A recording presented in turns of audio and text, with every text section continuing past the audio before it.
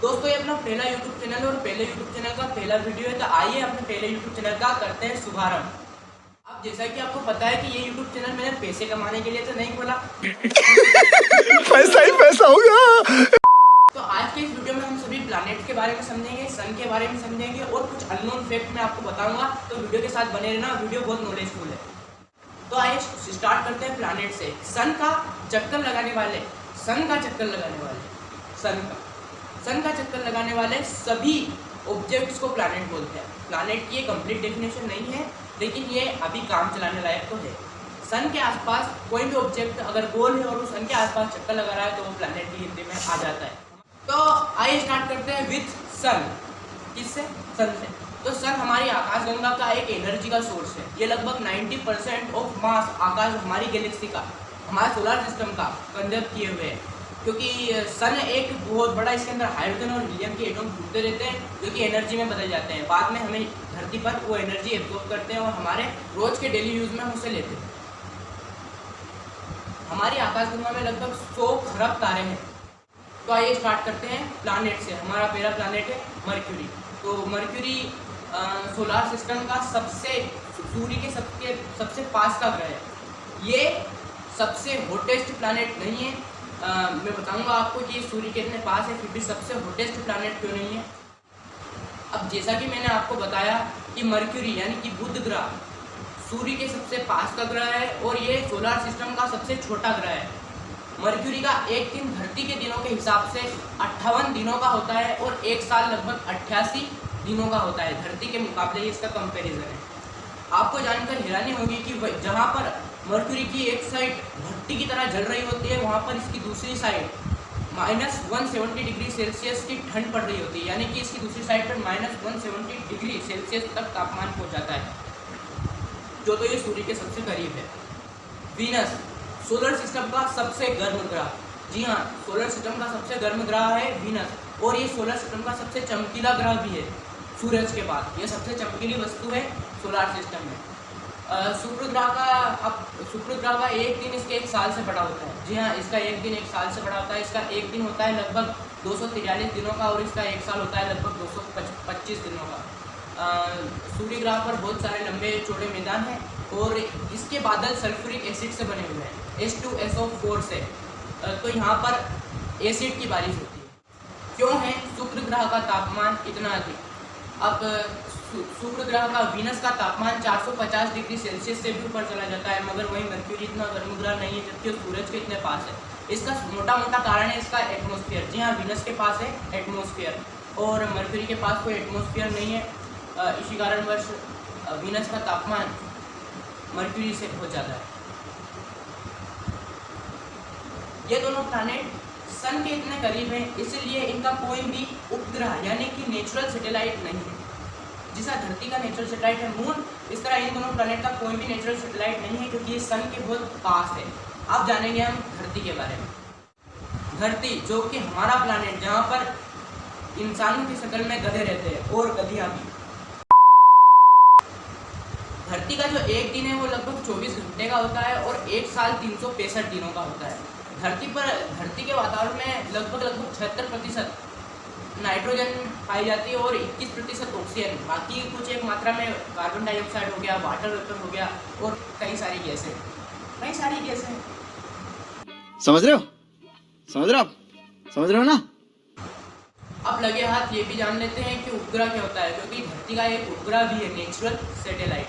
अब ये natural satellite होता है प्राकृतिक उपग्रह। अब ये तुम्हें बता दिया है। अब ये इसकी डेफिनेशन में अगर बताऊँ आपको, तो किसी भी प्लैनेट के आसपास चक्कर काटने वाले। अब इस बारे में प्लैनेट मतलब आप देख रहे हैं लड़कियां कहीं भी नहीं। अभी क्योंकि ये प्लैनेट के आसपास चक्कर काटता है, इसलिए इसे बोलते हैं उपग्रह। धरती का एक उपग्रह है जिसका नाम है मून, चंद्रमा। आप रोज उसे आसमान में देखते होंगे। चंद्रमा पर सबसे पहली बार कदम नील आर्मस्ट्रॉन्ग ने रखा था। आप यहाँ पर फोटो में देख सकते हैं उन्हें। और बज एल्ड्रिन ने रखा था दूसरा कदम। और चंद्रमा पर नासा ने कदम रखा था। 1969 से 1972 के बीच में नासा मून पर गया था।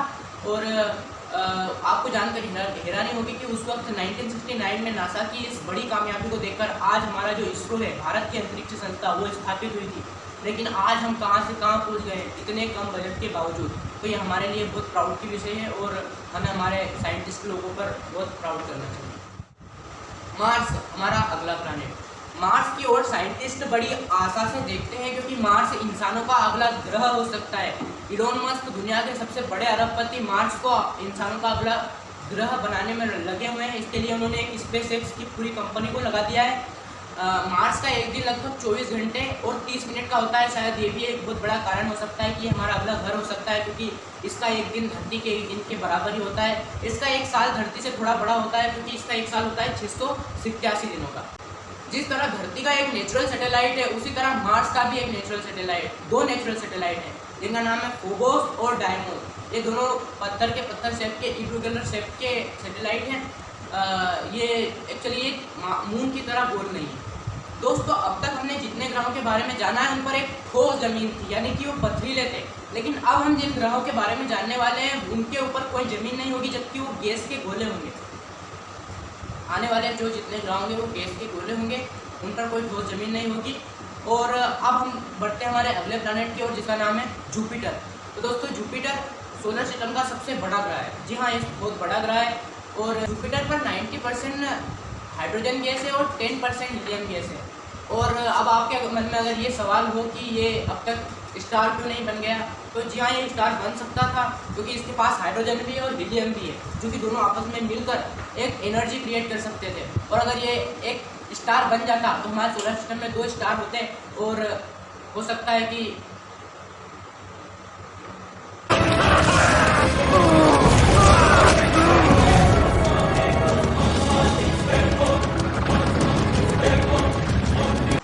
जुपिटर की अट्रैक्शन पावर इतनी स्ट्रॉन्ग है कि इसके कई किलोमीटर दूर तक, हज़ारों किलोमीटर, लाखों अरबों किलोमीटर दूर तक इसके चांद पाए जाते हैं। और आज भी साइंटिस्ट इसके चांद ढूंढ रहे हैं, लेकिन अब तक हमें जितने चांद मिले हैं वो है 63।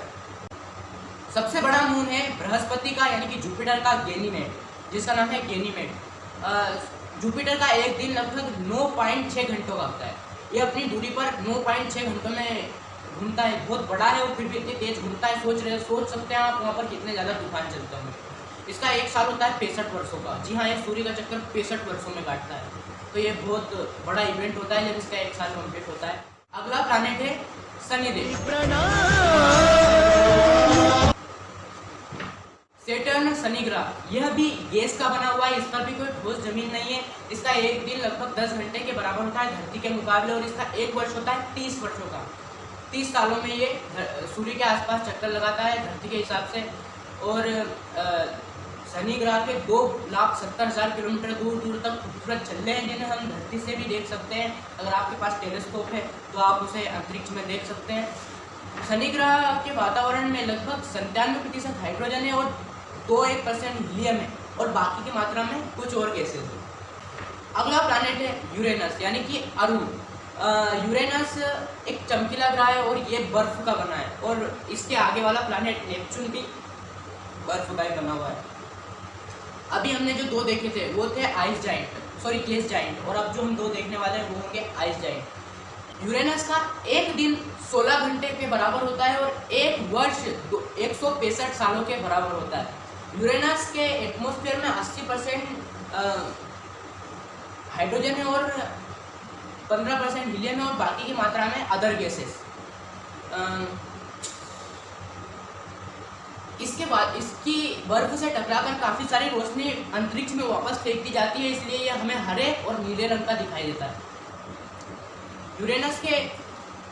यूरेनस ब्रह्मांड के 2 सबसे बड़े आइस जायंट में से यूरेनस बर्फ का बना है, गैस का नहीं बना। और इसके वातावरण की लगभग 83% गैस है हाइड्रोजन और लगभग 15% गैस है हीलियम, और बाकी की अदर गैसेस हैं। इसका एक दिन 16 घंटे का होता है और एक वर्ष होता है 84 वर्षों का। यूरेनस के बर्फ से टकराकर काफ़ी सारी जो रोशनी है सूरज की वो लौट जाती है, और इसीलिए यह हमें हरे और नीले रंग का दिखाई देता है। यूरेनस के लगभग 27 उपग्रह हैं, 27 नेचुरल सैटेलाइट। नेपच्यून हमारा सबसे लास्ट का प्लैनेट, सूर्य से सबसे दूर स्थित प्लैनेट। हम सूर्य से लगभग 450 करोड़ किलोमीटर दूर आ गए हैं।